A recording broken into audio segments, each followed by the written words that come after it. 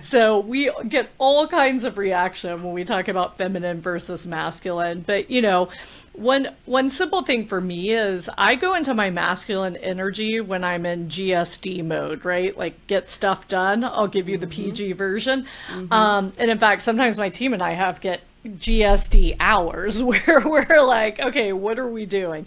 And so the challenge is if I'm in GSD mode and I'm like boom, boom, boom, and then I'm working from home, my family's on the other side of that door, the day ends, I'm probably emotionally depleted because I've been doing this all day, right? And I've been jumping from Zoom to Zoom, etc., getting tasks done.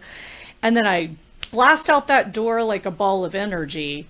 How are you showing up to your family, right? Is that the same energy you want to bring to your children, your significant other, etc.? We all know there's different things. It takes usually about 20 minutes to get back settled into yourself after a day like that. Some people can do it faster. So for me, going on a walk does it. I feel like 15, 20 minutes in, I feel it's weird. I feel my hips like open up, especially if I've been sitting all day, and just everything decompressing. Like I go back into my body and who I am. So, these are little ways. This is one example, but Shelle, how about you? What do you do to segue between masculine and feminine energy or utilize them the best way?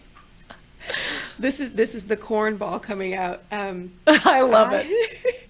I will break out in song and dance. Like I will walk in the door from, a long day, and I'll start talking to the children. I walk in the door and I'm like, "Babies, I'm home," and then comes some crazy song out of my mouth, and I could just be talking to them, but instead of talking, I'm actually singing the words, and then I might do a little dance or whatever, just something to loosen myself up and let go of all of, the heaviness or the heavy conversations that I may have had or heavy decisions that I may have had to make during the day. And if I'm at the home office, then I just kind of get up and walk around and kind of do the same thing. And my kids have this thing. They're like, "Mom, you're so weird. You're such a hippie." And I'm like, yeah, but it's that kind of allows me to make those shifts so that I'm not businesslike with my children, and I can be mom, and I can be soft, and I can be feminine.